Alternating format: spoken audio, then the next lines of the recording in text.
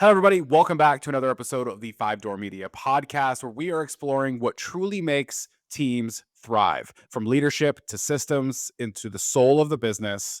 We're talking company culture. Today's guest brings a unique and powerful lens to the conversation, rooted in purpose, leadership, and community transformation. Brandon Faust is the co founder and executive director of Wayfinders, a nonprofit incubator that equips everyday leaders to launch grassroots ministries, redemptive businesses, and community led nonprofits.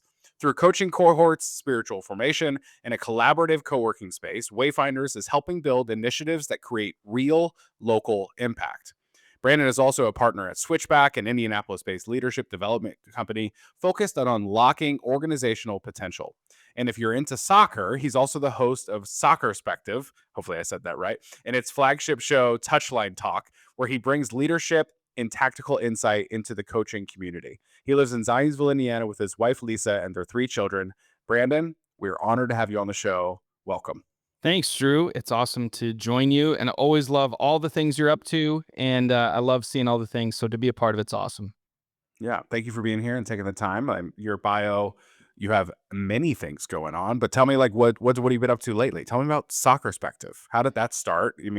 Tell me about that. Yeah, so it was actually a podcast that I used to follow because I've been a soccer coach for 20 plus years, and used that as a resource. Long story short, this guy that started it in Vancouver, he and I connected, and he said, "Hey, you have some podcast experience and you love soccer. Can you help us fill this gap and lead this new show for us?" So we just hit 25,000 YouTube subscribers, which is no, easy task, at least in my by my standards. So it's been great to connect with all kinds of leaders throughout the game and to bring principles of leadership and collaboration into that world as well. Very cool. Yeah. So what else been going on? Wayfinders, I mean, we've got all kinds of things that we're doing. We've got this impact studio going on where we help people launch kind of their dream, if you will. So, whether that's a grassroots ministry, nonprofit, small business. And so, we're in the midst of a cohort with that. We launched these hub leader cohorts where we train them in all the things that Wayfinders does. And so, we are working with leaders here locally, but also kind of around the country and some now around the world, and training them in all the things that we do, and then they get to go help find the next layer of grassroots entrepreneurs that they want to pour into in their own community using various frameworks and stuff that we equip them with. So it's been a busy full time, but at the same time, I wouldn't have it any other way. Love that. Very cool. Yeah. Well, I was on your guys' podcast years ago. And I've recently actually gone through and like made clips of like podcasts that I've been on and things like that. And that episode popped up on my timeline. I'm like, man, that was fun. So I'm happy to have you here with us and kind of like reverse the roles here. I'm I going to love be it. interviewing I you. love it. And So that was such a good conversation. I mean, yeah, that was like 3 or 4 years ago now. And so it's cool to see all the things that you've done since then, right? And to catch up. So, yeah, happy to be on. absolutely. Happy to have you here. So, as we talked about in the intro, this season of the Five Door Media podcast, we're talking about company culture. And, company culture in the home service world that we do a lot of our work in, we do all of our work in. Um, it's kind of like this mythical beast of like, what the heck is company culture? How am I supposed to run a company? Some people are still in the truck doing work. How am I supposed to build this thing called culture and do it in a healthy way?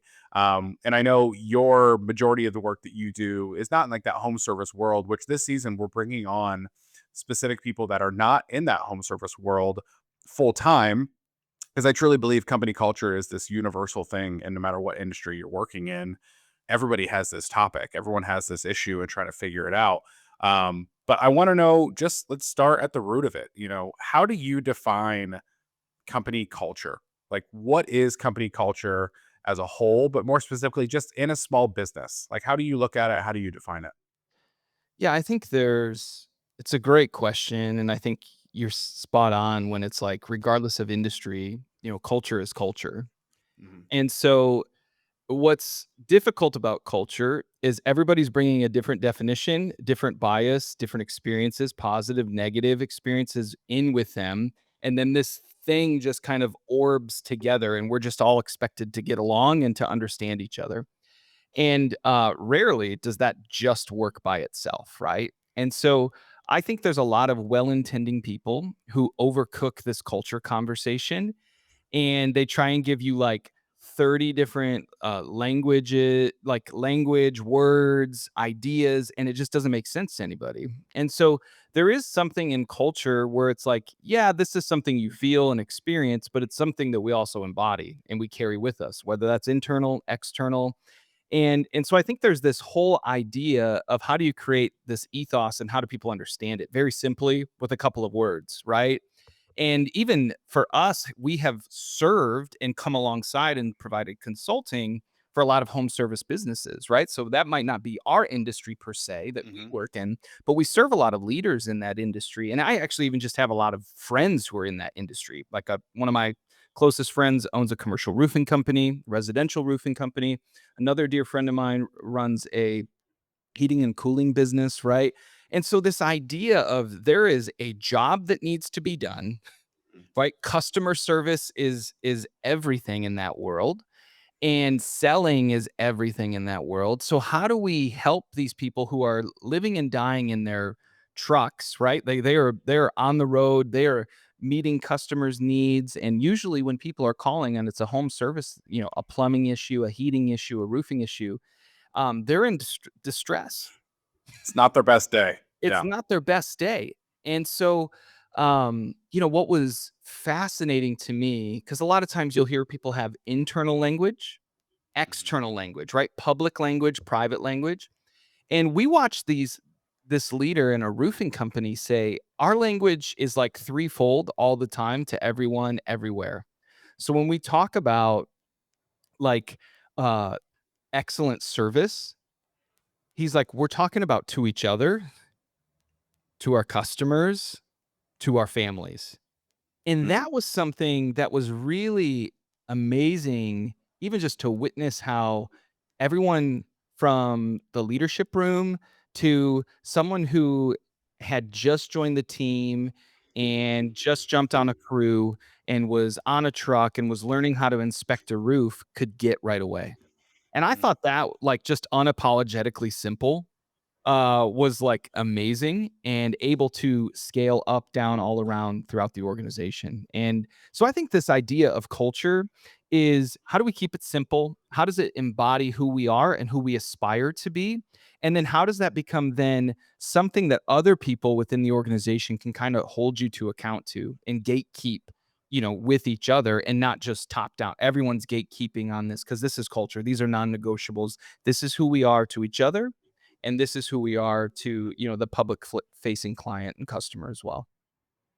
I love that. Yeah, and I love that you do have some insight into these home service worlds, and I like that you're kind of like maybe a fly on the wall for it. So like I guess my next question is the experience that you've seen and for the home service businesses you've worked with, but also just in general, what is like the biggest misconception that you see when business owners and, leadership in those businesses are trying to figure this thing out, of what is our company culture? Because whether you think you have one or you don't, you do. You might not like it, but you have one. Like they're trying to figure out what is this company culture? How do we make the best that it can be? What are some things that you commonly see people or maybe overthinking, underthinking, or just missing completely?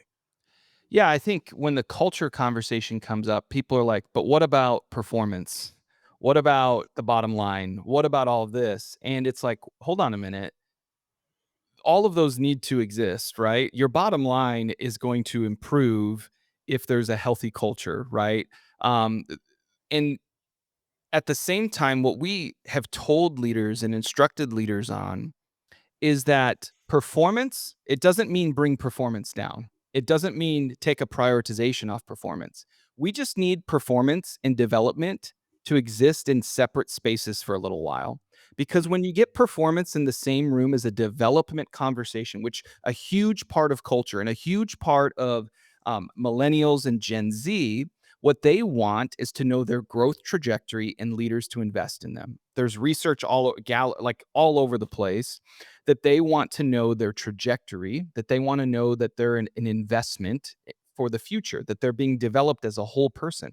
So that doesn't mean that they don't have to perform. It doesn't mean that they don't have to do a good job at their job.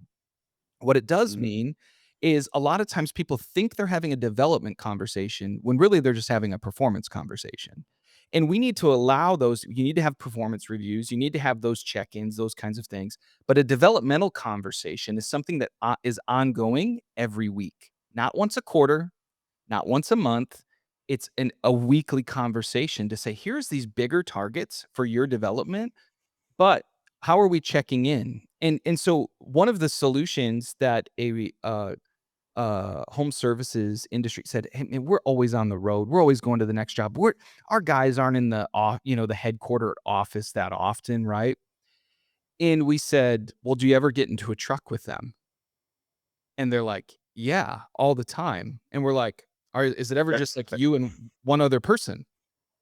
Yeah. Well, you don't need to have a separate meeting. You just need to be, as the leader, have that 15-minute check-in and ask 3 questions. And you can change how you phrase these, but these ones that we found to be universal. How are you? Again, developmental conversation, building into this person. It doesn't mean don't have your performance review, still have that. How are you? Well, people might say, "Well, are you asking me how am I doing with my job? How am I doing?" However you want to answer that is fine. Mhm. How are you? The next one, what's bothering you? Is there anything that's troubling you? Is there anything that's been difficult? In my job? Sure. At home? Sure. No problem. Like, what do you want to talk about? And then how can I help you? So if the conversation comes up, I'm feeling a little restless because I was really wanting to jump in on that project and I don't think it's going to work.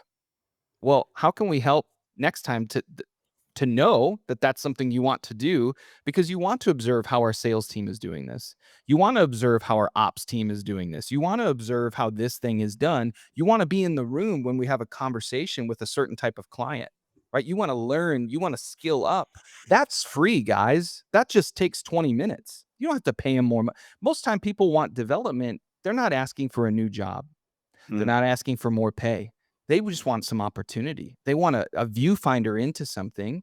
And I think that allows us to understand and not be caught off guard when people are like, well, I actually wanted to get into marketing or I wanted to grow into this kind of role with our company.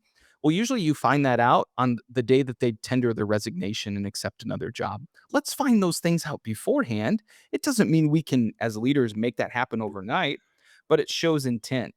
And so, performance and development are these conversations that often need to be in separate rooms, because when performance gets into the room, what it does is it dominates, right? We're looking at Mm. performance, we're looking at metrics, whatever it is, and so I think this is a really important paradigm for us to say, don't when you talk about culture, it doesn't mean lessen the importance of performance. It means how are you then creating opportunities for conversation? How are you then creating drawbridges to remind people of what our ethos and culture is and embodying that in a very, very simple and straightforward way, both internally with our team and then externally to the customer? I have so many follow-ups from what you just said, but the first one, like, I'm getting from you and this kind of what I said up top, like, this idea of culture turns into this, like, mythical creature that we don't know how to tackle, but what you're describing is it doesn't need to be that complicated. Like, simply asking 3 questions that you would ask your, like, Starbucks barista, they're not so deep, right? It's, "How are you?" Right? And I love your analogy of like, well, maybe that conversation can take place in that truck because I think we often complicate things too.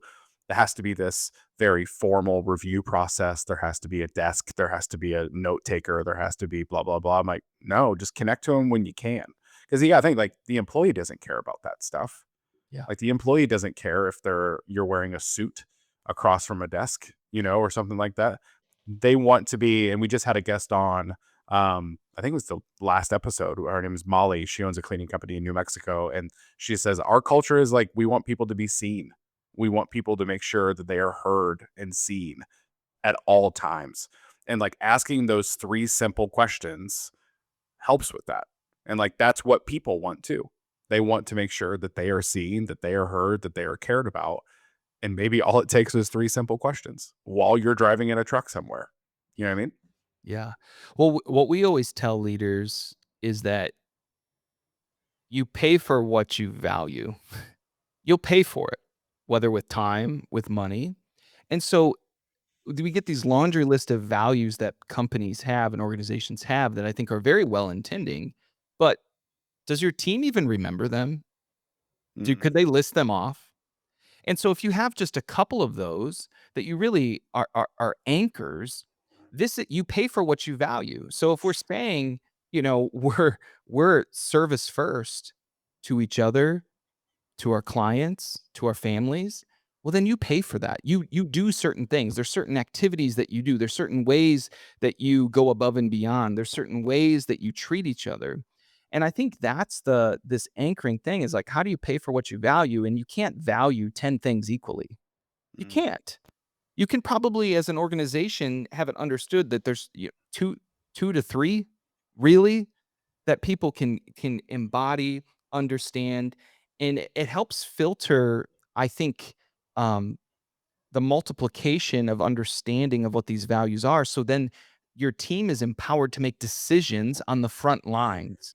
So it's like, "Hey, if we screwed up." I I had a situation just recently where we had a home service, provider come to our home, and they did not do a very good job. And it was very clear. It's power washing. So, like, mm. you can tell pretty clearly. It's a very visual service. It's a Yes. very yes. And Yeah. so it was like, "Oh," and the response from this person was, "I did the best I could. Sorry about that." And I was just thinking of my friends. Now, this is a younger, organization, and I'm not gonna go into all of that, but, like, Sure. Y trying to support local, all that stuff, believe in that wholeheartedly. But I'm thinking of my friends in the home service business that are like, I know their values and I know how they do things, not just for our home, but for their other customers and what they've done. And I even think of a time that this roofing company came out and we're donated their services. They're a roofing, this one was a residential roofing company. And they said, "We love what Wayfinders does," right? Our nonprofit. So they came out. I called them and said, "Hey, man, 2 years ago, you guys did awesome job cleaning out our gutters. What can we pay you to come do that again?" And they're like, "What all do you need?" I'm like, "Well, a power wash would be great. A gutter clean would be great. An inspection of our roof because a storm came through would be awesome." I come out. They're here in 2 hours donating their services. Busy time for them. Mowing our grass, pulling, there's, like, long grass that needs to be trimmed back seasonally. They're doing that. This is a roofing company, Mm, okay? And so it's like, this is something where that world-class service, it was on full display. mm, And going above and beyond, and that's memorable. It is memorable when somebody says, "I'm going to do, you know, our lane, but then we're gonna go a bit. Oh, we noticed this. Would this be okay?" And they asked, "Would this?" I'm like, "We didn't ask you to." No, we want yeah. to do that. We, and so I think of that approach when that's a value so clearly, of world-class service. Those are the things that you do. It becomes a permission-giving filter to say, "Here's how we go above and beyond. This is the extra margin that we can put into a project because it's a value." And obviously, you have to be mindful of time and Sure. resources and all those things, but they've kind of factored that into their bottom line, right? And so that now is gonna perpetuate their bottom line continuing to be healthy, right? Because, who am I gonna call next time? You know who Or I'm her. I calling. mean, you're gonna tell everyone And about I'm this gonna as tell well. everybody. Yes, Yeah. absolutely. And so Yeah. I think that's where you really pay for what you value. There's a monetary pay for what you value. There is a ethos, culture side, time-wise, what we're gonna do for each other. And then that when you do that for each other, that then has the opportunity to spill out very naturally as you go about, doing your work, doing your home services and whatever that is, Mhm. and serving the customer. And I think that is just amazing. And it's been really fun doing the work that we do to see people contextualize it and take it to another level than we even thought, these ideas, conversations, prompts could lead them to. Yeah, that payoff is nice to hear, I bet.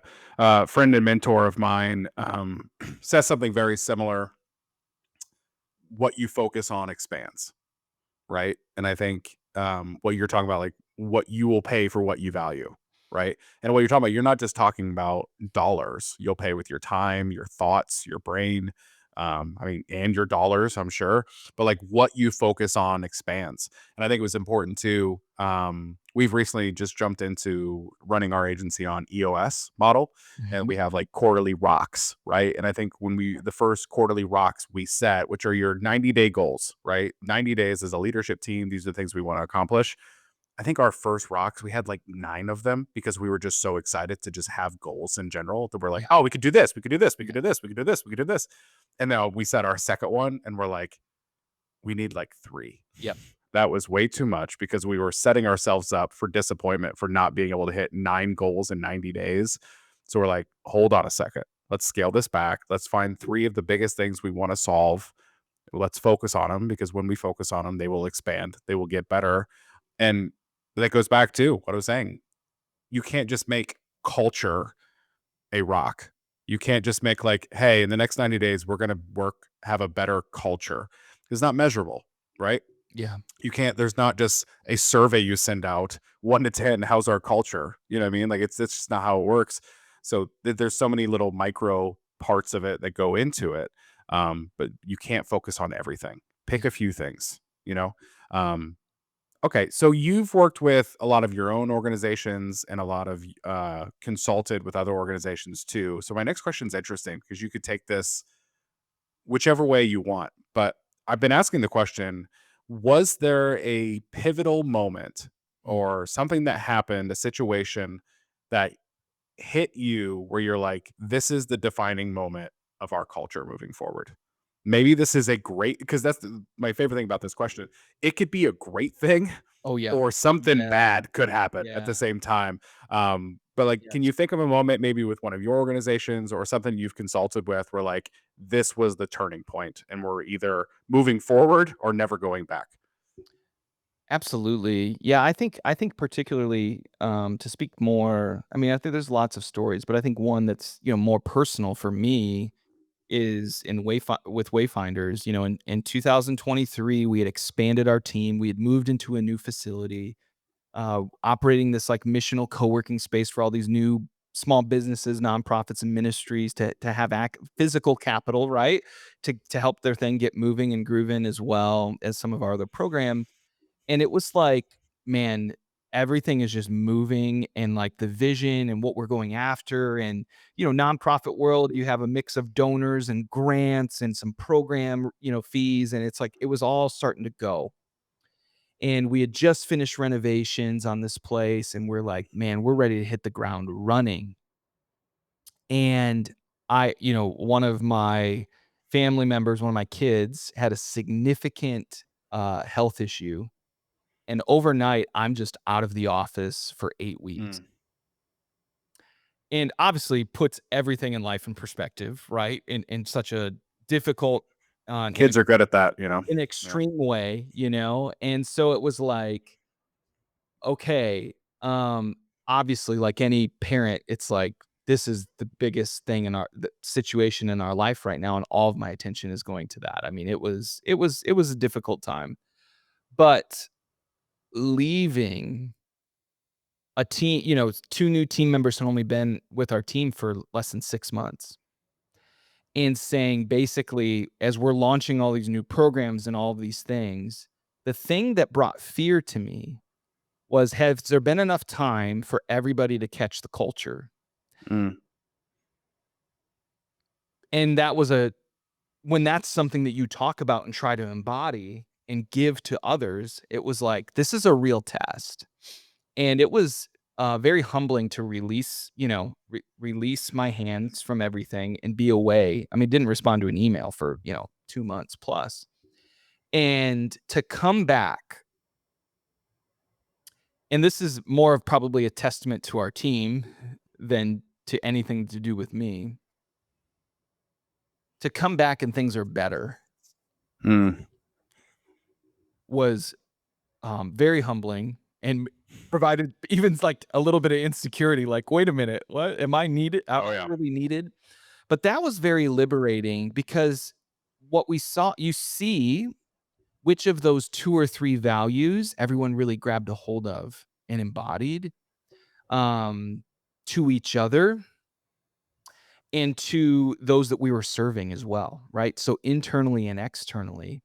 And that's when I knew that, like, man, we've just been graced. Yes, we had intention for healthy culture, but we've been graced with amazing people who get how to embody this culture and how and then seeing culture that's permission giving to allow people to continue to advance the mission, the vision, the cause of your organization, was really, I mean, deeply profound moment for me in leadership to say what, like, very humbling. I'm not that important. Things can move on without me. And a trellis that helps is an ethos and a culture that's understood. And it is kind, it is very kind to not be mysterious about what you are and what you're about as an organization. Like, that is a kind act Mm. to your team and to everyone else. And so, that you're serving. And so that was and then the extension of that, um, into the rest of the work that we're doing, right? And just the continued that wasn't a momentum stopper for our organization. That ended up becoming a really significant gift and blessing to our organization, despite it being a very, difficult time, and our child is doing very well and very healthy now, but it was a very serious issue. And to come out of that, um, knowing that as a leader, when you go through stuff, you're not gonna come back 100% of your Mm. capacity, right? Mentally, emotionally, maybe even physically. And so to see that culture had caught was actually really compelling to me and actually very invigorating to me when I came back to say, "Man, I don't have to hold on to all these things that I thought I had to hold on to.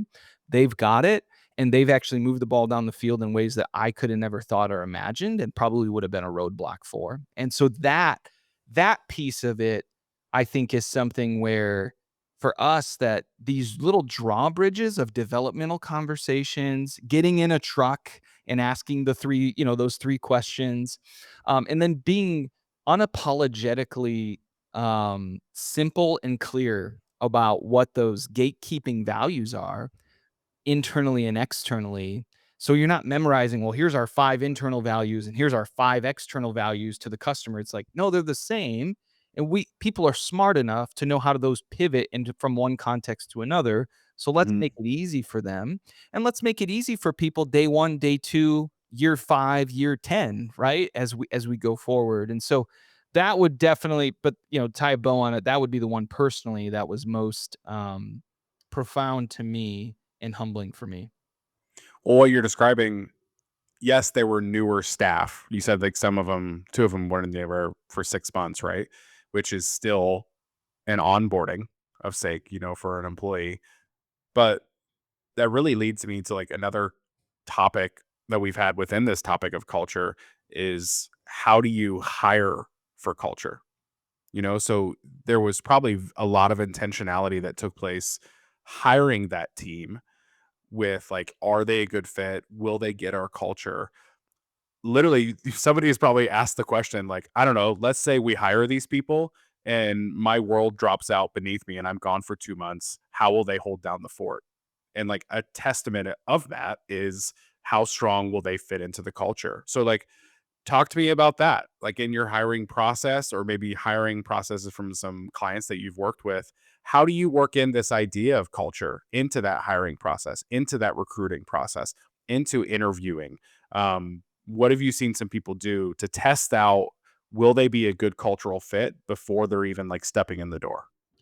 Yeah, and I think this applies similarly to those if you're hiring, but also if you're seeking to be hired, right? I think you want to Mm. do it on the reverse. Is obviously there are certain certain roles that need technical skills, or that you need to know that this person has some trajectory to gain those technical skills if we provide the on-ramp for it. Okay, so there's that. But we are all about transferable skills. And I feel like in the culture of the last 4 or 5 years, this in the workforce, this is something that's becoming a little bit more common nomenclature. And this is what actually one of our chief kind of processes that we use is helping people mine out their stories and understand their transferable skills. Which of these skills transfer from one domain of life to another? So, one, Mm. understanding what those are and being able to articulate it tells us something, doesn't tell us everything. It tells us something about how that person sees themselves and how they can take experiences from one domain of life or one sector of industry into another. The second, which I think is very, very aligned with this and very much important, is that person's values and how they articulate them and asking questions against their values. And I mean values as it relates to work, right? Values as it relates to leadership, values as it relates to being a teammate. So one of the tests of that is I remember I was in an interview, I was interviewing someone for a job, and they had shared, and this became such a common thing. You'd ask people, "Oh, tell me about your relationship with your previous supervisor or your previous team." And they would, like, kind of dance around some sort of thing, and then for the next 15 minutes, they would just dump on this leader. They would just talk about, "I can't work with this kind of person, I can't do this." And I was always left wondering, "Well, who can you work with?" So, one of the things that we work with teams on is, and this is, like, something I think that can be really helpful even if you don't have, like, our, frameworks and all this kinda stuff, is it's one thing to say what you don't want.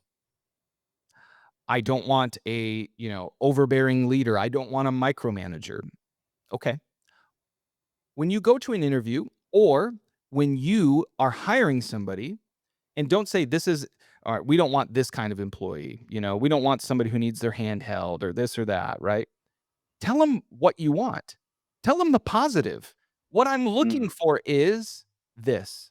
I'm going to thrive in a team where there's clear vision. I'm going to thrive in a team where there is collaboration. I'm going to thrive in a team where every idea is on the table.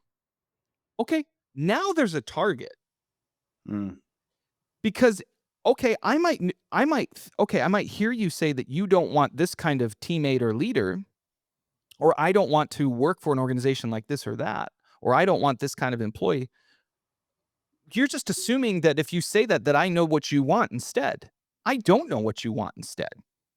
I don't and so I think for us, how do we ask questions around, their fit with team and culture? What do you want? And I don't think that question gets asked enough in the hiring process, and I don't think it gets asked enough on when someone's been an employee for an organization for years. What do you want? What do you like? What do you think you're good at? Mm. Let's talk about that. That doesn't mean we can change your job overnight or that you're going to be in this seat overnight. But like people aren't, I'm telling you, in this work that we do, when we go and work with teams and ask them, well, what would you want? It's not like people aren't shooting for the moon. They're Yeah. just like, I don't know. It'd be cool to like be asked if I have any ideas once in a while. Like that's it. That's free, guys. That's Mm. absolutely free to do. Oh, we're just gonna once a month have like a crazy brainstorm with like 6 prompts that someone else leads besides the person in charge, and we're gonna throw them all up on this whiteboard, and we're gonna like laugh about some of them, and we're gonna enjoy some of them, and then we're gonna actually have breakthrough in a lot of them. Because over time, these people have understood the values, the ethos of what have going on here, and through that filter, they're now coming up with things that you or I could never imagine. Mm. And really, Matt Kurtz, who I work with, and Matt is the smartest person I know in all areas of life. Like he's just brilliant. Um, and the best person to like work alongside of. And he always is like, the solution to the problem is definitely in the room already. Mm. and it's probably not me. And that ethos, taking that idea, taking that collaborative approach, whatever industry you're in, when people understand that their thoughts are valued, their input is valued, that's all free, guys. It's all free. And that's often what people are just looking for is just an opportunity to have a voice, to have a say. And our organizations can be a platform for people to express themselves and yeah, feel good about their contribution in a way that's outside of their, normal scope, if you will. But also it truly makes the organization better each and every day. And so I think those kind of principles, those ideas of getting to what you want, saying what it is, asking questions against that in an interview. Well, tell me a time in your last organization where a collaborative decision was made, and what part did you play? Are you always playing the part of, like, the one who got it across the line? Are Were there times where you were just a contributor? Was there a time when you were just the idea person, right? And getting the texture of those things, tell me about a time when you say you want a permission-giving culture. Tell me a time when you did that when you led a team or a project. Tell me a time when you invited someone else to the table. That starts to get to the Mm. heart of it, and if they're Rolodexing for a long time, it's like, it's probably not that much of a value. You just are probably trying to say something that you read on chat or LinkedIn that you think is a buzzword, but you don't actually have the proof in a story of it. And so I think, yeah, having those kind of not just what you don't want, but what do you want in a team, from a leader, in an organization, and how have you modeled that and embodied that before, I think are really appropriate questions to ask. Probably even more so than the technical stuff. Yeah, technical, Yeah. okay, can they do this or not? They have a portfolio or whatever, sample of work, reference on this. You can mine that out pretty easy. Like, you shouldn't get duped on that too often. But the digging around on the values, the digging around on how their work preferences and some actual stories on that, I think are a big thing.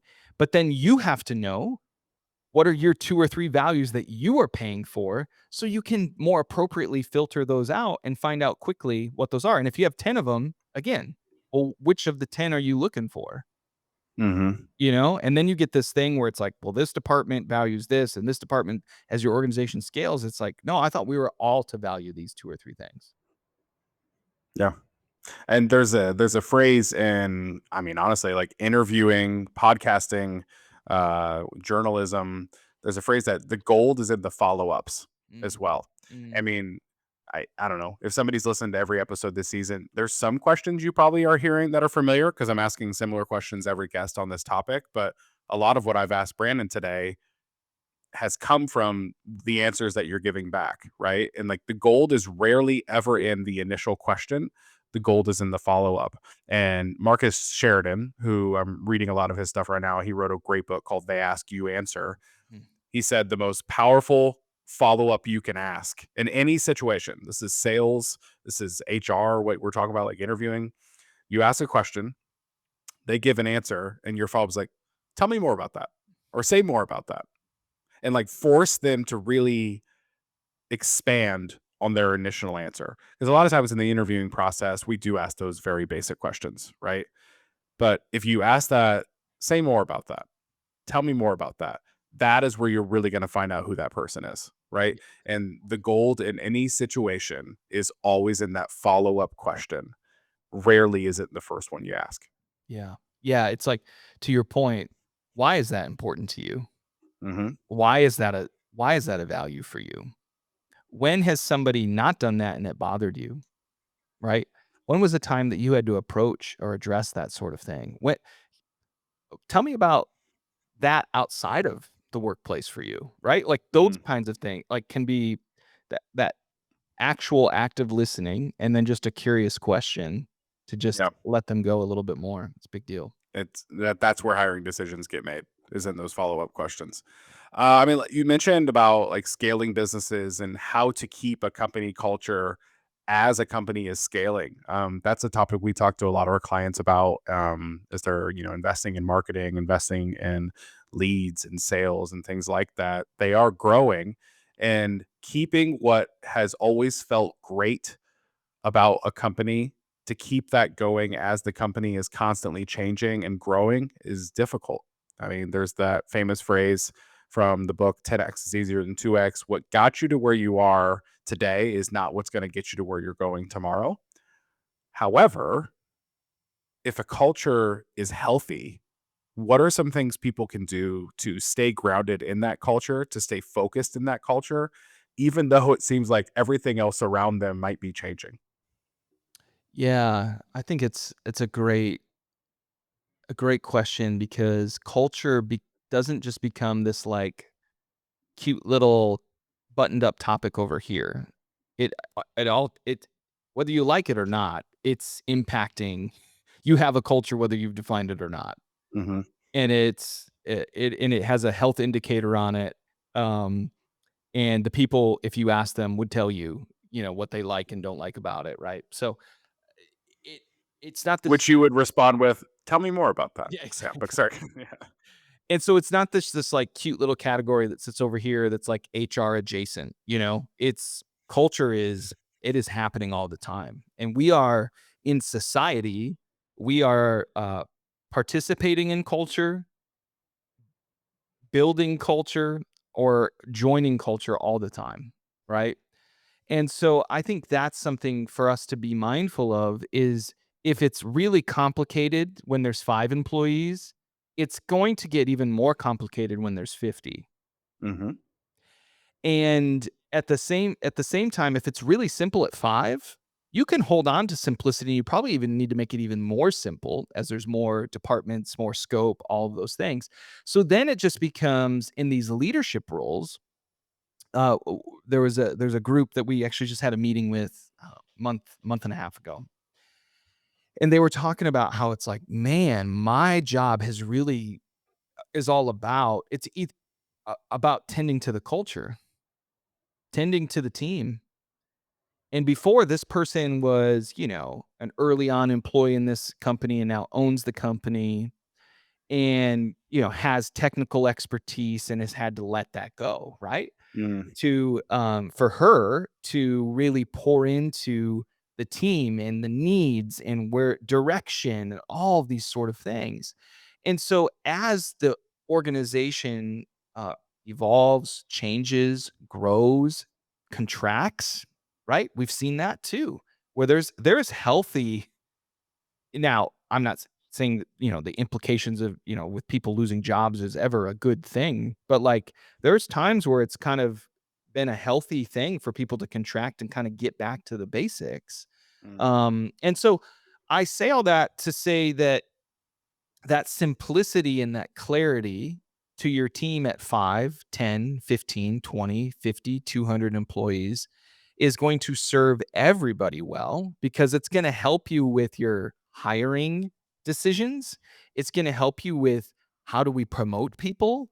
How do we scale and grow and multiply? It's going to help simplify those things because it becomes a primary filter for every decision that we make in an organization, right? Does this fit our ethos? Does this fit our values? Does this fit our culture? And who else is doing that as well, right? So and we want to raise them up within our organization and all this kind of stuff. And so all that to say, I really think if it's simple at 5, it has the opportunity to stay simple at 50.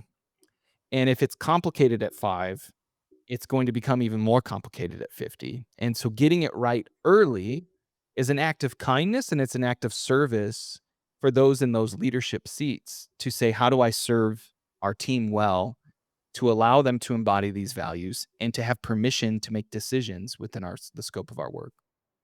We had a meeting internally the other day, and I mean, as we're growing, I mean, as you grow, so do your problems, so do your issues, so do your things. And I I've recently watched more golf content in the last like 6 months than I have maybe my entire life. And there's a YouTube golfer that I watched where he's like, my goal today is to play boring golf.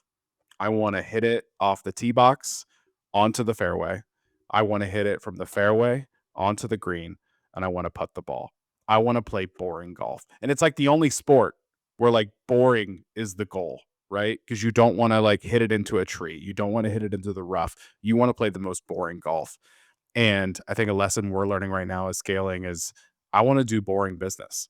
Mm. Like I want to like boring, simplistic, easy business. And like think the more boring you are internally Mm. or simple, some people would call it, Mhm. the more simple you are internally, the bigger impact that you can make externally. And a lot of times we try to get so big internally that the impact we have externally is non-existent, and like, but I want to do boring business. And I think too many people get so excited and they chase that squirrel, which I'm the Mm. visionary. I fully Mhm. understand that. I love shiny squirrels. I love them all Mhm. day. But like the more boring and simple you can make it internally, the more exquisite and big your impact is going to be externally. And I think a lot of people miss that. Yeah, I think that word simple and interchangeably with boring doesn't mean easy. Staying No. simple is actually really can be difficult, right? Yeah. But It it's requires diligence and like just being super focused. yeah. And for those of you who are more whether whatever personality index you like, Enneagram, which, true Enneagram people are like, there's not a test, right? So I get that. But like, or Myers-Briggs or whatever, Strengths Finders, whatever personality type indexing. For those of us who are, for me, I'm more relationally driven, right? And so it's like, if there's a problem, just if I can show up, I can feel it in the room and we'll figure it out. Well, that's not actually really that scalable. Mm. And so us relational people need to like understand and lean into the operational side and become probably disproportionately uncomfortable with how we're codifying things and simplifying things and that we're creating a trail which is kind for our team, just to give more empowerment. And here's the way we do something, that we're not cracking the code every time that we have a new person we want to serve or a new customer or client or whatever. And then those of you who are more operationally driven and like to the book on here's how we do things and here's the order of everything, we probably need to lean into that. I know everyone's like lean into your strengths. Yes, yes, yes. But that leader probably needs to lean more into the relational side and understand the relational dynamics of how it comes across when it's just information, information, information. And I think in the leadership seats, we are tending to a diverse team of people, whether that's a staff team, whether you're a solopreneur, your clients, right? They're gonna relate to different things. And so I think that idea of and we have a great mix on our teams of kind of the push and pull of relationship and operations. And I'm always feeling a little uncomfortable of how much we need to simplify things from an operational standpoint. And some people on our team are always feeling like we're leaving a little bit of wonder open just enough for the magic of relationship to be, have a place to shine as well, right? And so Mhm. I think that is something in our leadership we need to be mindful of, but also how we stack our leadership team. Because if everyone then thinks just relationally all the time, which relationships are important, or inversely, everybody thinks just operationally all the time, right? Then that becomes the thing that's chiefly celebrated. And we should celebrate both and all that. But I think that dynamic I'm seeing more and more with teams that we've worked with, or even nonprofits, businesses that we help start through Wayfinders with folks. We're finding those people that kind of have both of those pretty early on and can complement each other well are going to crush it and make the impact they want to make, as opposed to people who just stack a team that's heavy one way or the other. 100%. Yeah, keep it simple. Yeah. Okay, one question I like to be asking on this season, is I want you to finish this sentence. Company culture dies when blank. When people can't repeat what it is or what it's to be. Didn't even Um, exist like in the first place. it's like, yeah, like if you can't have someone regurgitate to you, here's what our company culture is, they can't define it, then how are you protecting it? How are you gatekeeping it? How are you embodying it? How are you, you know, breathing this day in and day out, this ethos? So yeah, I think if people don't understand it, um, company culture will die in a road, because it becomes a choose your own adventure every day, and people get sick of it, and it'll not just kill your culture, it'll ultimately kill your organization over time. Absolutely. Yeah. Well, hey, Brandon, thank you for being on this episode. This was really fun. It was one of those, we could probably Joe Rogan this and put it for another 2 hours or something like that, just chat. But thank you for providing your insight. I think you have a wide range of experience with different types of organizations that provided so much value to this today. And I know the people listening or watching this easily grab some nuggets and can take this back quickly to what they're doing in their home service business. So you did you did us the honor today. So thank you for being here. Thank you for being a part of this today. Thanks, Drew, and always happy to be a part of anything you're doing. I respect you so much and love all the things that I see all the time, all over social media, LinkedIn, all the things. So keep up the great work, and thanks for having me on. Absolutely. Well, thank you guys for watching this episode of the Five Door Media podcast. Like I said, this is season 3.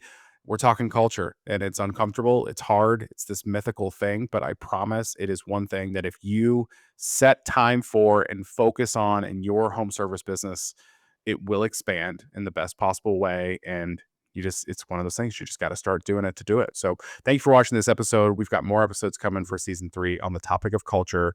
We'll see you next time.